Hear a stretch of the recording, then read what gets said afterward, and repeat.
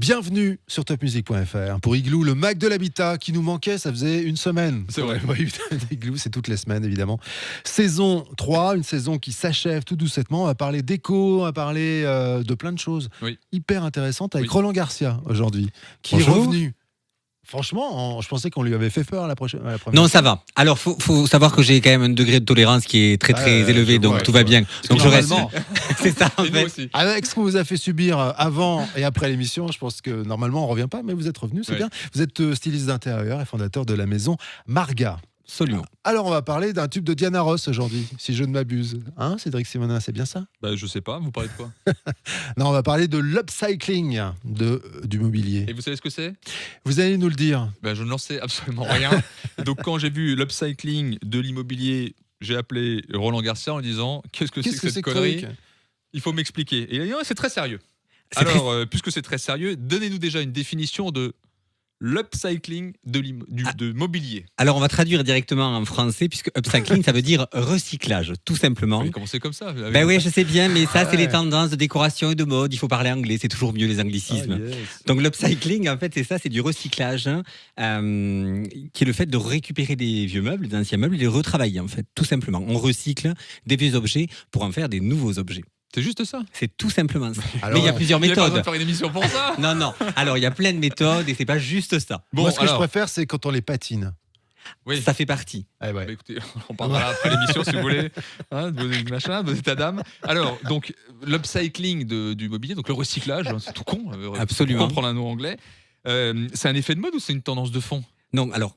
Avant, il faut parler juste d'une philosophie de vie aussi. C'est pas aussi simple que ça, c'est une vraie philosophie de vie aujourd'hui.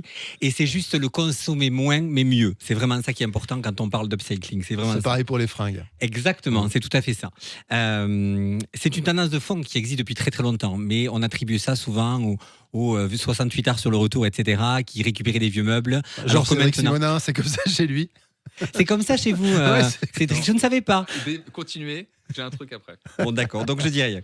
Donc c'est ça en fait. C'est une vraie tendance de fond qui est en train de prendre une place incroyable, puisque d'ici peu, ça représentera environ 300 milliards d'euros sur le mobilier en Europe. Bon, mais ça, c'est pas sur un meuble. Eric, ne vous emballez pas. Alors, c'est marrant que vous disiez ça, parce que moi, je suis déjà allé plusieurs fois chez Eric. Et il y a une déco, mais un peu pourrave. Et en fait, je me demandais ce que c'était. Et en fait, là, vous voyez, 300 milliards d'euros, il y a un truc à jouer. Parce que quand je connais vos meubles, là, il y a un truc à faire chez mais moi, j'adore les vieux meubles. Je chine. C'est ça, en fait. Ça fait partie aussi de ça. Hein. Voilà. C'est pas juste relooker, c'est aussi chiner des vieux meubles pour les réutiliser. Il y a chiner bien et puis il y a chiner pourri, quoi. Est-ce que vous pouvez expliquer à Eric comment recycler ses propres meubles quand ils sont vraiment pourraves ? Alors, quand il a des meubles vraiment pourraves, moi j'ai une solution, c'est les brûler. C'est beaucoup plus simple. Par contre, si les meubles sont encore utilisables, un vieux meuble de grand-mère par exemple, il y a plusieurs solutions. On peut le poncer par exemple pour faire revenir la nervure du vrai bois, pour le rendre plus brut. On peut le peindre dans des couleurs plus modernes aussi. Ça le fait. On peut le transformer aussi en enlevant une porte, des choses comme ça.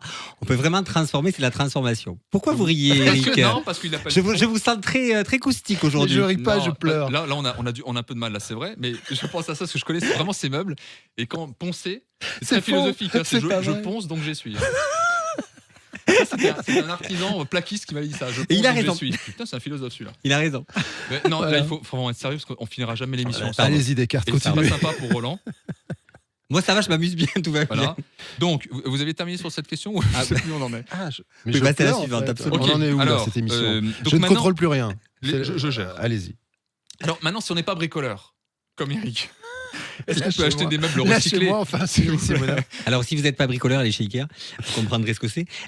Non, évidemment, on peut tout à fait acheter des meubles recyclés. Il y a plusieurs sites internet qui font ça. Le Bon Coin, qui est le premier, qui fonctionne très bien. Etsy aussi, qui est un nouveau site, qui est un site internet qui existe depuis quelques années aujourd'hui, où on peut acheter des meubles recyclés. Et puis, pas très loin de chez nous, à Vendenheim, je l'ai bien dit avec l'accent, il y a un nouveau magasin qui a ouvert qui s'appelle les Gentleman Designers et qui sont spécialisés dans le recyclage de vieux meubles. Voilà, il y a un site internet d'ailleurs, je crois que c'est celui-là. Absolument. Avec, oui, j'ai déjà acheté un truc là-dessus. Et c'est vraiment très très bien.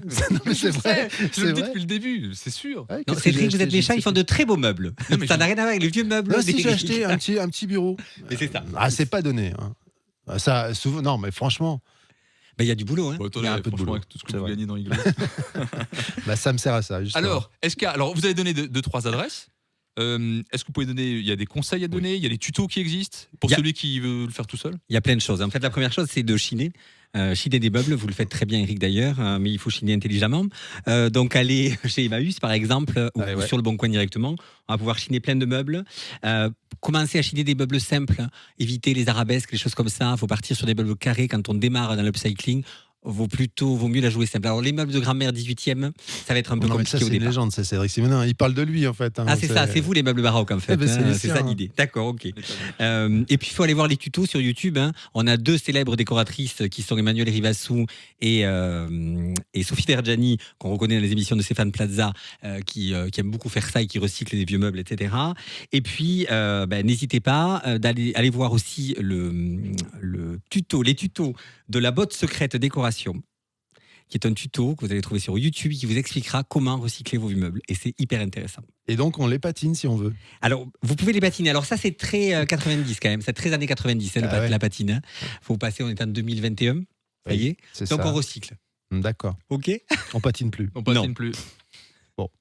Je craignais le jeu de mots avec patiner, mais... Non, on ne va pas faire de jeu de mots idiots. Non. C'est pas du tout notre genre. Non, c'est tout, c'est fini. Ouais, mais c'est fini. Voilà, c'est génial. Merci Roland Garcia. Avec plaisir. Et on se retrouve très très vite pour une autre émission. Ça sera même une émission de fin de saison. Merci Cédric Simonin. L'émission, je ne le répète pas, mais elle est disponible partout. Les plateformes de podcast, les sites internet, trianonresidence.fr, etc. etc. Ouais. À bientôt, merci. Salut. Merci.